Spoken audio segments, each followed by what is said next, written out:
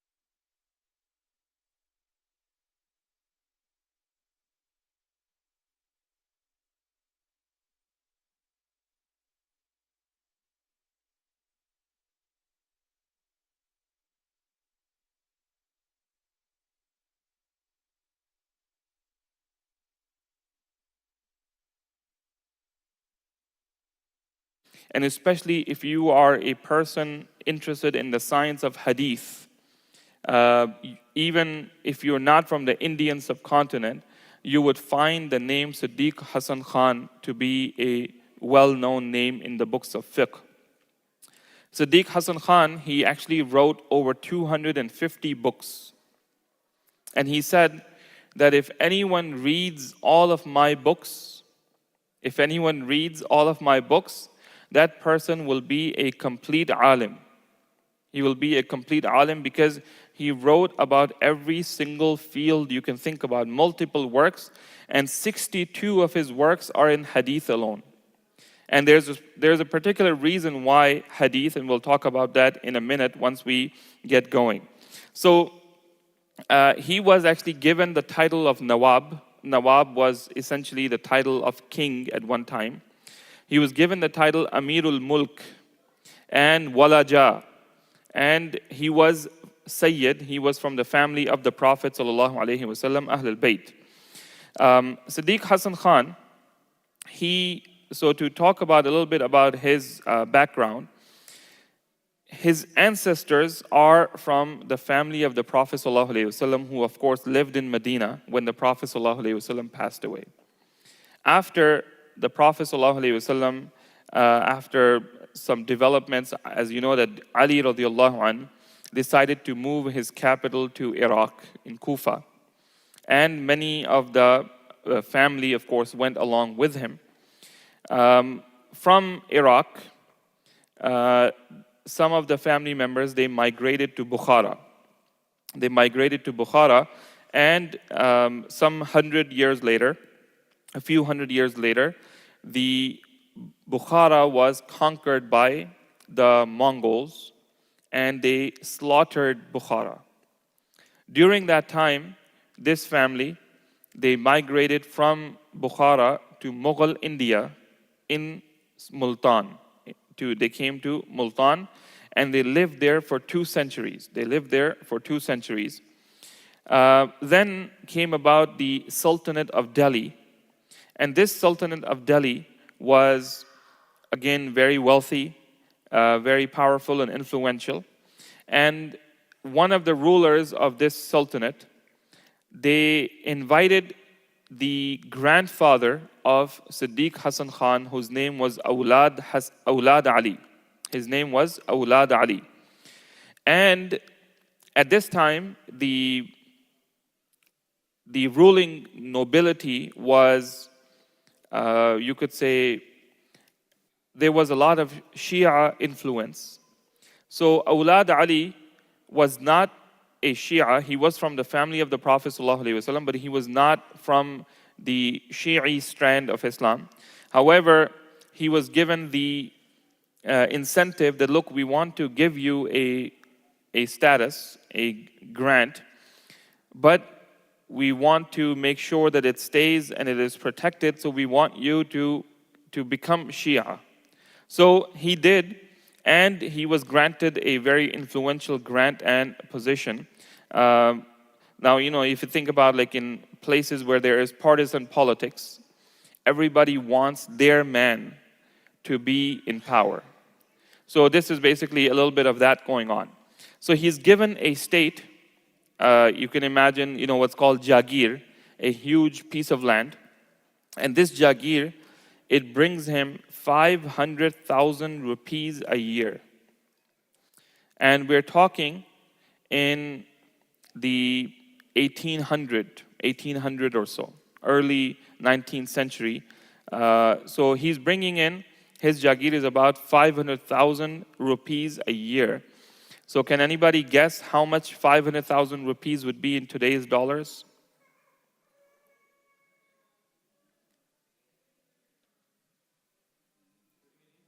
What is that? Not 50 million, about 12 million. About 12 million a year. So now it is $12 million. $12 million. Rupees, I don't even want to go there. But it was a huge amount of wealth that was coming every year. So Awlad Ali was, he became very wealthy and influential. And he has a son whose name is Awlad Hassan. He names him Awlad Hassan. And Awlad Hassan is growing up, and he's the father of our scholar today, Siddiq Hassan Khan. So Awlad Hassan, he grows up, and he is affected by one of the most dynamic scholars and his writings and his students. And that is someone that we've talked about before. His name was Shah Waliullah ad-Dehlawi. And his son, Shah Abdul Aziz, was the first person to translate the Quran in Urdu language to make it accessible for the masses in India.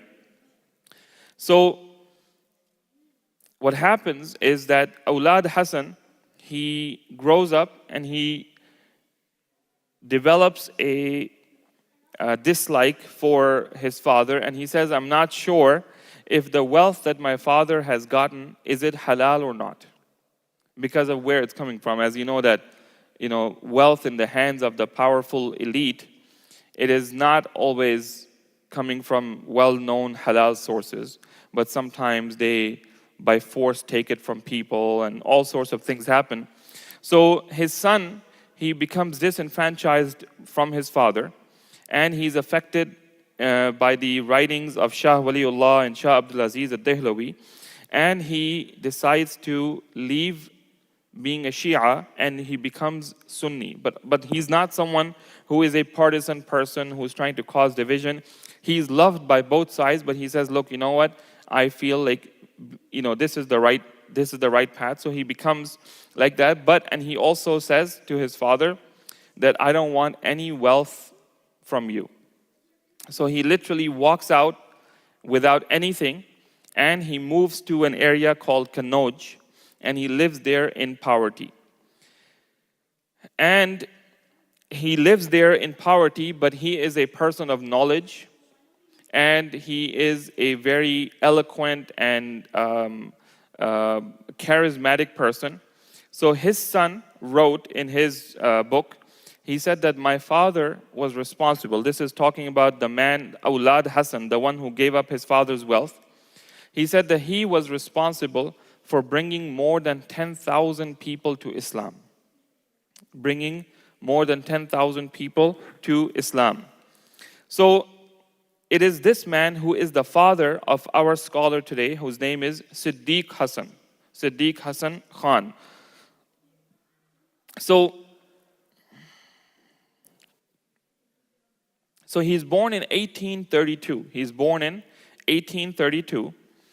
And 5 years after he's born, his father, Awlad Hassan, dies at the age of 40. And the boy is only 5 years old. He has siblings, older siblings, and they're left behind without any wealth in a place called Kanoj. His mother went through a lot of difficulties in educating the kids, as you can expect from anybody who is a single mother. He learned from local imams whatever he could learn. And at this time, what people used to learn in India, if you think about that, if you think of that time, what do you hear about India? You hear about Persian poetry. Persian poetry was big at that time, and philosophy and kalam and all of these type of things. In fact, his father, Awlad Hassan, was a contemporary of Mirza Ghalib. And he said that one day Awlad Hassan went to the house of Mirza Ghalib, and Mirza Ghalib was also broke at the time. So he said that you have come to me and I don't have any wealth, so I'm going to feed you my poetry. So he made some poetry for him. So he grows up and he starts to travel. So his father does not leave behind any wealth, but his father leaves behind a lot of goodwill. People loved his father. He was someone, as we said, that he brought more than 10,000 people to Islam. He was someone that the people loved. So when they see, oh, you are Awlad Hassan's son, come with us. So anywhere they're traveling, they take their friend's son with them. So he starts to travel with them. And he loves learning, so he starts to learn anyone that he comes across, take some classes.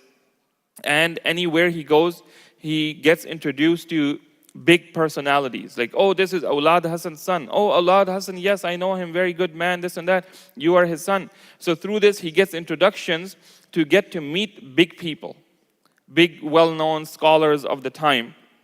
So he continues as a young man to come across several teachers until he makes his way to Delhi, which is the center of knowledge and learning in India at the time. And he gets introduced to the Mufti of Delhi, whose name is Sadruddin Khan. And he starts to learn from him until he gets an ijazah from him. And while he's learning from the teachers, he's also an avid reader, and he's meeting important people. Now, after 2 years of learning in Delhi, he comes back to Kannauj, and his family is still poor. So he says, you know what, now I need to go and get a job, and I need to provide for my mother, my sisters. I need to help them. So he goes to Bhopal seeking a job, which is, imagine like somebody from a small town going to a big city in order to get a job. So he goes to Bhopal, and he comes completely broke looking for a job. And at the end of his life, he basically became a king of that place. So like a story of Yusuf alayhi salam, comes as a slave and dies as a king. So he comes to Bhopal, and he gets to meet, through the introduction of his father's friends, he gets to meet the prime minister of Bhopal, whose name is Sheikh Jamaluddin. And Sheikh Jamaluddin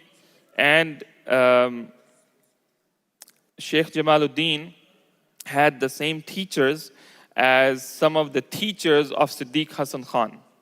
So his teachers and this man were like fellow students. So like, oh yeah, I know you, and come on. And of course, once you get this introduction to someone, you want to help them out. So he says, okay, I'll get you a job as you could say like a secretary type of person that, okay, you sit at a desk, handle papers, this and that. So he gets 30 rupees a month as a secretary of some sort. And 30 rupees is, rupees worth a lot more at the time, but 30 rupees is still not a lot. It's literally 1 rupee per day. So you could barely eke out a survival, but probably, you would have to live with roommates. You would have to, ride public transport, and you would have to like catch rides with people, never eat out, eat simple food. That's the way that you could survive on this type of salary. So, subhanAllah, if you think about then his grandfather was making 500,000 rupees a year, and his grandson is making, his grandfather is making about 40,000 rupees per month, and his grandson is making 1 rupee per month. 1 rupee per month. So while he's a secretary, so he's a young man, he's 23, 24 years old. He's a person of knowledge, he's been learning, and he's a reader. So even when he's working, any book that he can find, he basically, while he's working, he's also kind of reading as well in order to constantly gain knowledge. Brothers and sisters, there's too much going on. I'd like to request everyone to please tidy up and organize ourselves in the proper spaces, inshallah. So he's a young man, and he makes a mistake. And what is that mistake?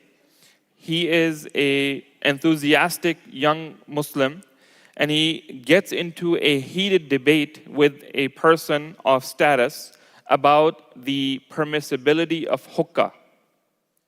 Hookah, as you know, is... What's hookah? Does everybody know what hookah is? Shisha. The smoking a pipe.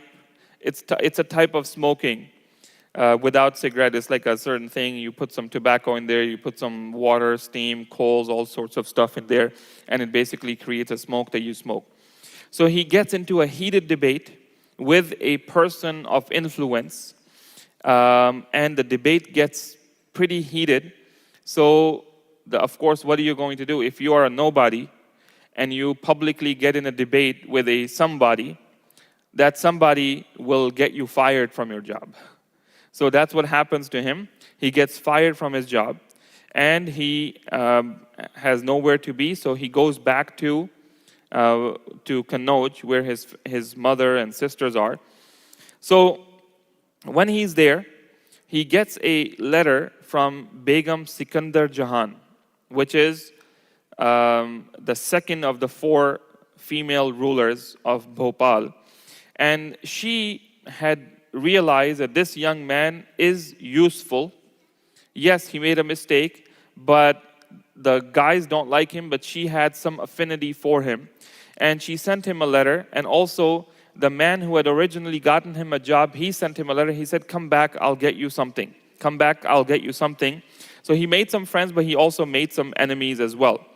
So he came back, and he ends up getting a new job. And this time, Begum Sikandar Jahan, she tells him that I would like you to, because you are an exceptionally educated young person, I want you to write the history of Bhopal. So he starts on a 50 rupees per month salary to start writing the history of Bhopal. And he is a very hard worker, and he earns the favor of the queen, the Begum, and she liked him. And he said that she was a very sharp and shrewd lady, but I was very disturbed by her anger. She would get angry, but he said she never got angry at me, but her anger at others was sometimes so much that it used to bother me. But she likes this young boy, and she gives him a greater and greater role, and she allows him to basically rise within the court. Now, in 1868, so let's just get the dates again. He was born in 1832. So in 1868, he's now 36 years old, and the lady, the queen that he works for, she dies, and she's succeeded by her daughter, whose name is Shah Jahan Begum. Shah Jahan Begum. One thing I forgot to mention is that while he was in this, the prime minister of the previous queen, Sheikh Jamaluddin, who had given him the job, he married his daughter, who was a widow, to Siddiq Hasan Khan. So he married her, and he had all of his children were through her. Now, Shah Jahan Begum takes a throne, and she was married previously, but her first husband died, and the Begum is now a widow, and he's kind of like working for her as a secretary. So at this time, the state of Bhopal, in India, at this time, the true power is, who do you think is the true power in India in 1868? The British. The British are the true power at this time.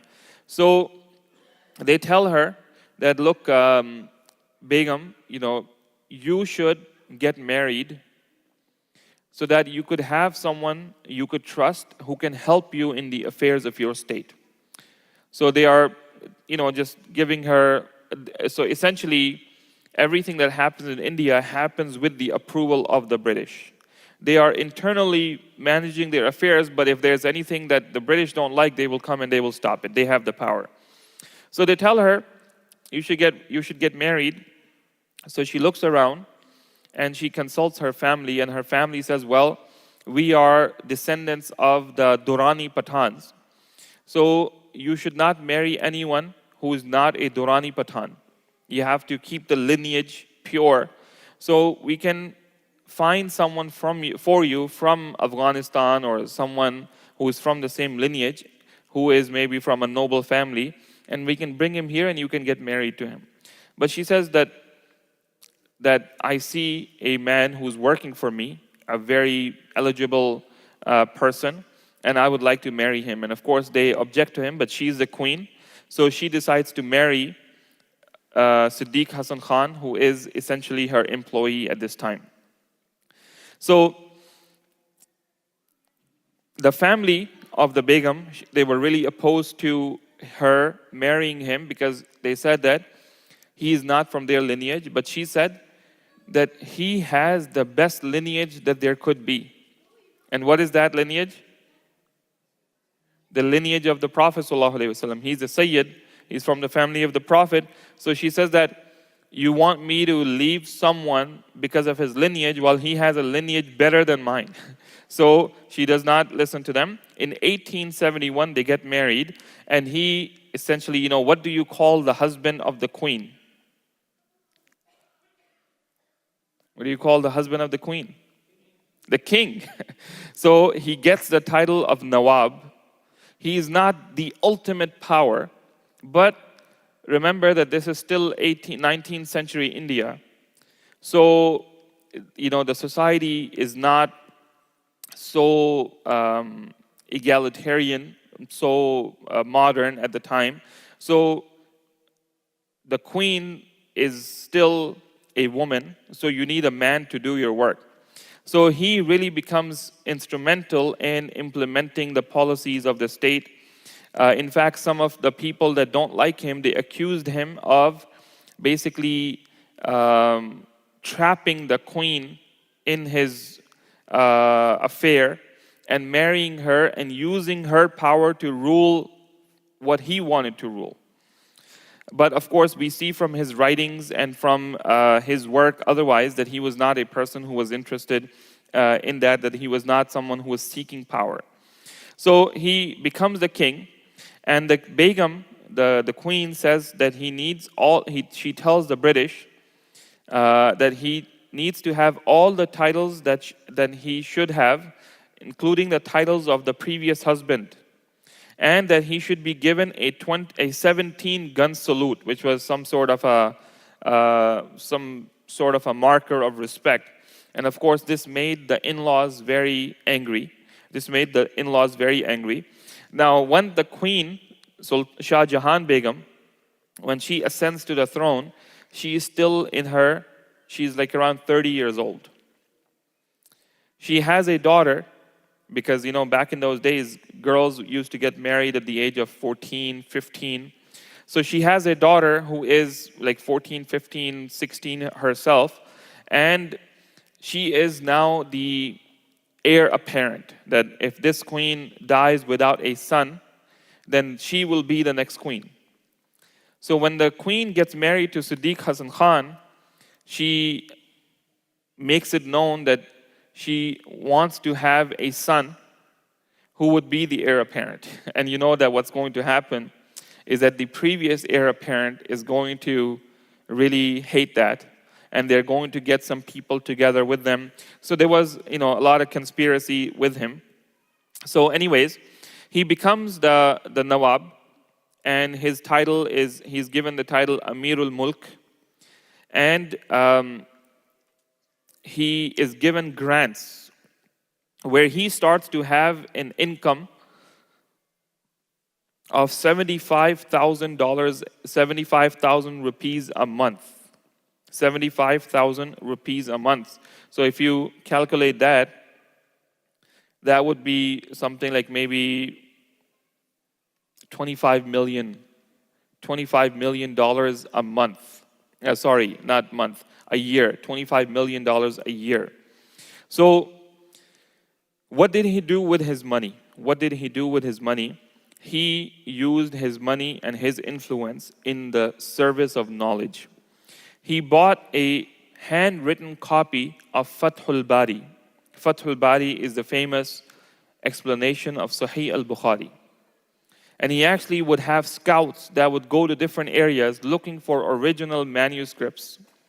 And then he would pay large sums of money for people to copy them and to bring back to India, Bhopal, multiple copies of that book, as well as the manuscript. So the copy that he spent 50,000 rupees on, he spent 50,000 rupees on that. So 50,000 rupees would be something like maybe like 600,000, maybe 600,000 today, that he spent this much money on getting this manuscript of Fathul Bari and bring it to India, have copies made of it, and he had it given out free of charge. He also sent people to Yemen to bring back original manuscripts. He also acquired a copy of Tafsir Ibn Kathir and had made copies, had many copies made of it, and he had it distributed. He also was a very avid student of Imam Muhammad ibn Ali al-Shawkani of Yemen. This was a huge influence in his life. And he had a book called Nail al-Awtar, which was a book of fiqh. And Siddiq Hasan Khan also copied that book, copied as in that had it printed, published in India, and had copies distributed all over.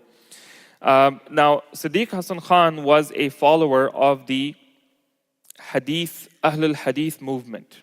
Okay, now what is the reason for this?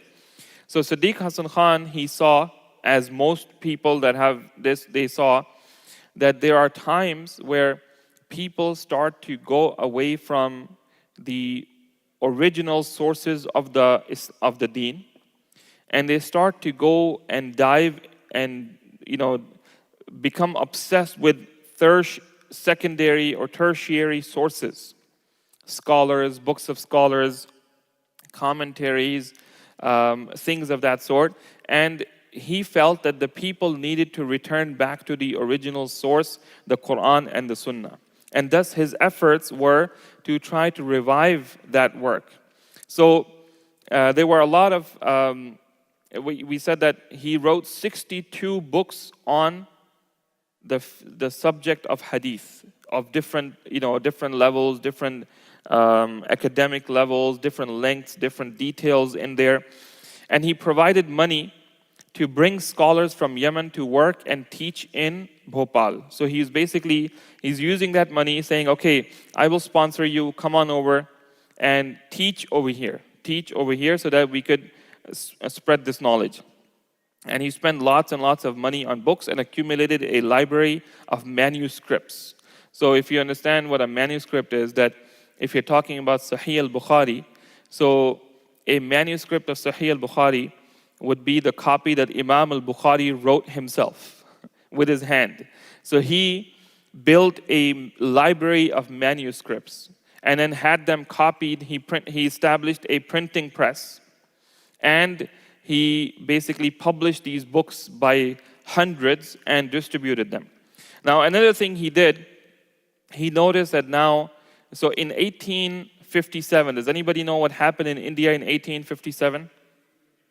The mutiny of 1857. So in 1857, the Indian Muslims rebelled against the British Empire.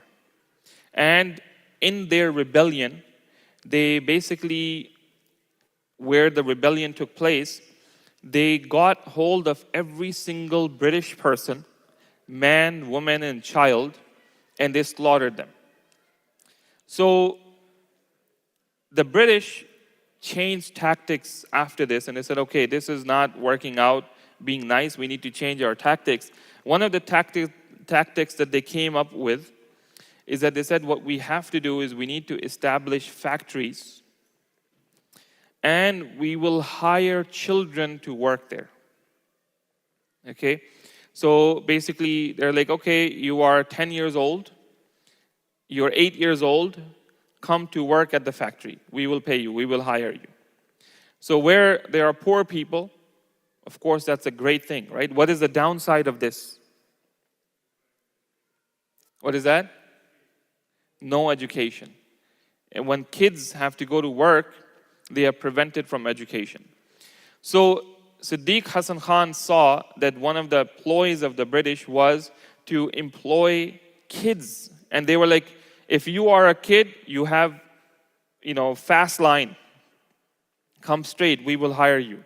So he realized that what's happening is that the next generation of the Muslims will be destroyed. They will be uneducated. They will be dependent on a factory job, and they would not be able to do anything else. and they would not be able to speak up to their masters. So he used his wealth once again. And he said that anyone who memorizes the Quran, I will give him this much money.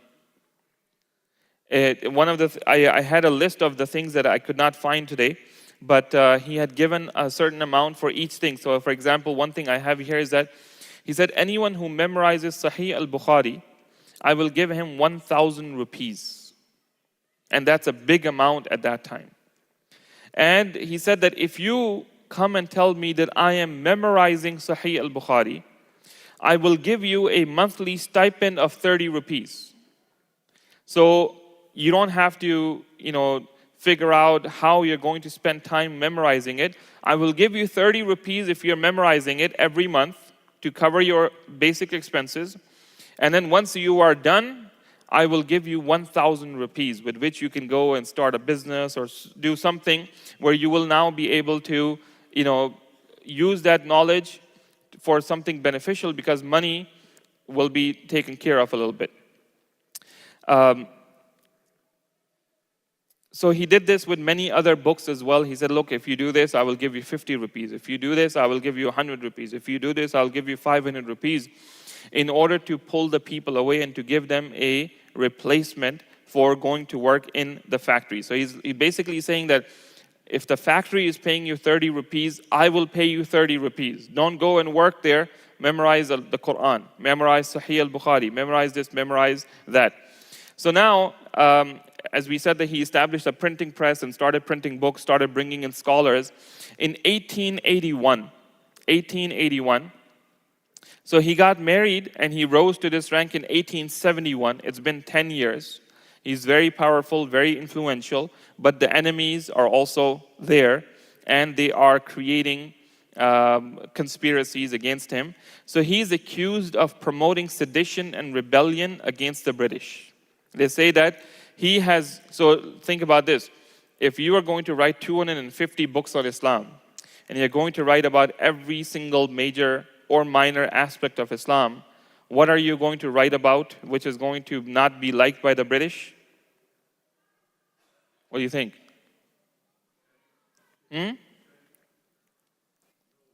Jihad. Okay? So his opponents, they basically picked out his writings where he's talking about jihad, and they took it to the British, and they said, look, this man, he is using his influence to promote rebellion against you. And look at all of his writings about jihad. And they basically get that, all of this conspiracy that was done. And they told his wife that, look, you need to get rid of this husband of yours. You need to limit him. You need to get rid of him. But she became a scholar. She became a student of his, and she learned from him, and she actually wrote books herself. She wrote a book on the fiqh of women, and she became a person of knowledge, and she defended him, and she said that I know him very well, and he does not have any such plans or conspiracies or anything of that sort. And she realized that all of this, behind this was her daughter, Sultan, her name was Sultan Begum, I think.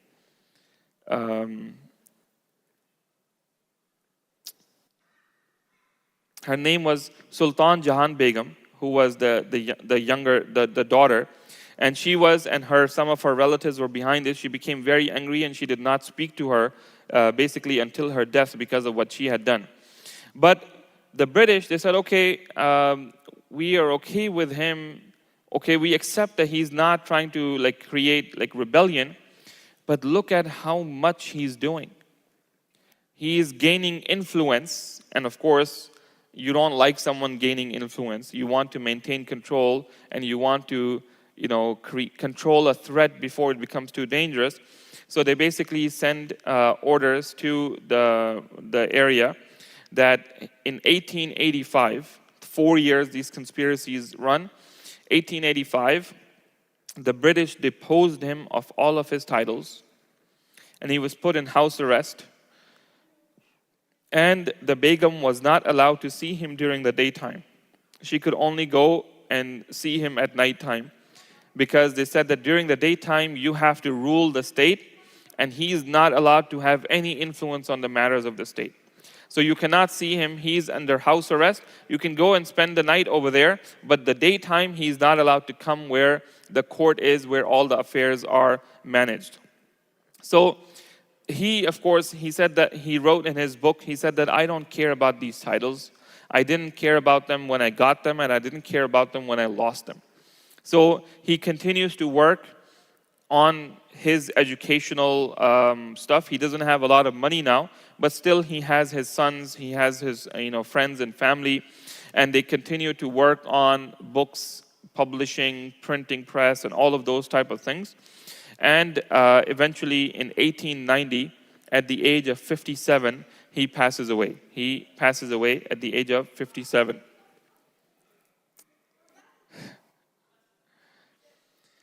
So after his death, because the British had taken away everything, and your title meant wealth. Your title meant a lot of wealth associated with that title. So his wife, the Begum, she actually fought for him, and she had all of those titles restored to his name. And of course, once they are restored to your father's name, then they will be inherited by your children. So his children, and those children were not even her biological children, she fought to make sure that all of those titles are given back. And the British, they said, sorry, we made a mistake, you're right, we punished him unjustly, but too late, he's dead now. But they gave back all of what was taken from him, and his legacy continues. Just a few days ago, one of my teachers, one of the most eminent scholars in America, his name is Sheikh Hatim al-Hajj, he posted something and he quoted Siddiq Hassan Khan. And he is, he's from Lebanon, and he's American, he's Arab, but subhanAllah, he quoted Siddiq Hassan Khan directly from his book on some subject, and I was like, subhanAllah, the influence of this man reaches such places. Now, I think that some of the lessons that we can learn from Siddiq Hassan Khan is that every single one of us may be given some blessing by Allah subhanahu wa ta'ala. If we are given that blessing, we should use that blessing to help the deen in whatever way. Everyone does not have to be a mujahid. Everyone does not have to be a scholar. Everyone does not have to be a king. Everyone does not have to be a writer. But everyone can help in different ways. And you could say that perhaps Siddiq Hassan Khan, he was able to be a king and bring about Islam, and he really, really maintained, during his time, the Bhopal was a very safe place. He maintained and controlled security very well. And he managed as a king, a scholar, a teacher, a writer, and you could even say mujahid in ways that, of course, it's disputed, and then using his wealth to promote knowledge and protect the interest of Islam and Muslims.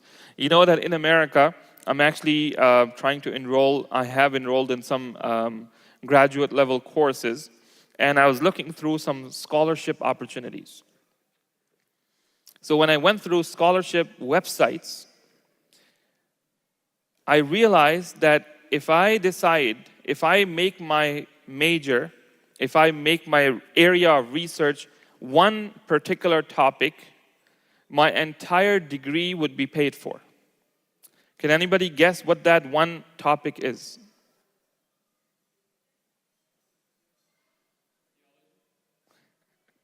Nobody pays for theology.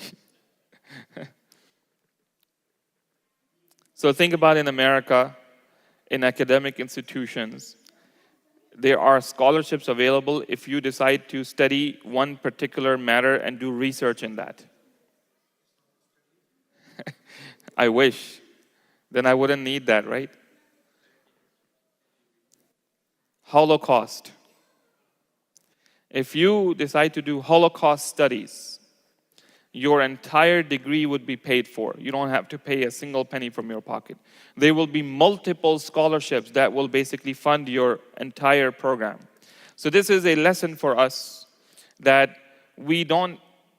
and as a result, there are colleges that establish a department of Holocaust studies only to be able to attract students to be able to get that money that will become available to them. So think about incentivizing a certain type of education. This is what Siddiq Hassan Khan was doing. He's like, if you study hadith, I will give you this much. If you study fiqh, I will give you this much. If you study Bukhari, if you memorize the Quran, I will give you this much. So incentivizing knowledge, because of course we all understand that studying, teaching takes money. Somebody has to pay for it. Either your parents are able to pay for it, or you work and you pay for it, which is not always possible, or you have some benefactor that pays for you to be able to do that. So Siddiq Hassan Khan did that for thousands and thousands of people, using his money to publish books and make available to the people that are not able to buy those books, and to sponsor students to study. So basically, essentially what he started was a scholarship program for Islamic studies in India. So there are some scholarships that have been established. There are not so many right now in the name of Islamic studies. They're very few, they're very small, they're very selective. But inshallah, I would like everybody to think about that if you have money, one of the best ways that you can actually continue your legacy is by having beneficial knowledge spread through you. So if you want to donate, especially when you're going to, every one of us is going to die, consider putting some of your money in an educational scholarship, where it will not be that you give in, like let's say you give in $10,000 and they will give $10,000 to one student. No, they will put that $10,000 with the other pool of money that they might have, and that money is invested. And every year, some of the returns that come, those proceeds will go towards scholarships. So it will continue for Allahu Alam how long, but essentially it will continue for as long as we can imagine.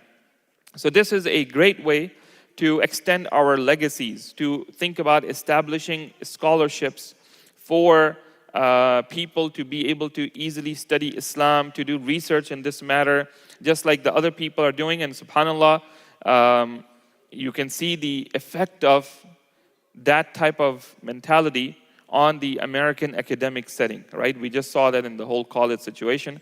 So anyways, we ask Allah subhanahu wa ta'ala to grant us all the tawfiq to learn from the beneficial lessons and the legacy of the Imam Sayyid Sheikh Siddiq Hassan Khan. May Allah subhanahu wa ta'ala have mercy on him and accept from him all of his good efforts. سبحانك اللهم وبحمدك نشهد أن لا إله إلا أنت نستغفرك ونتوب إليك. Inshallah, we will pray at 10 o'clock. Does anybody have any questions or comments or suggestions? If not, jazakumullah khair. Assalamu alaikum.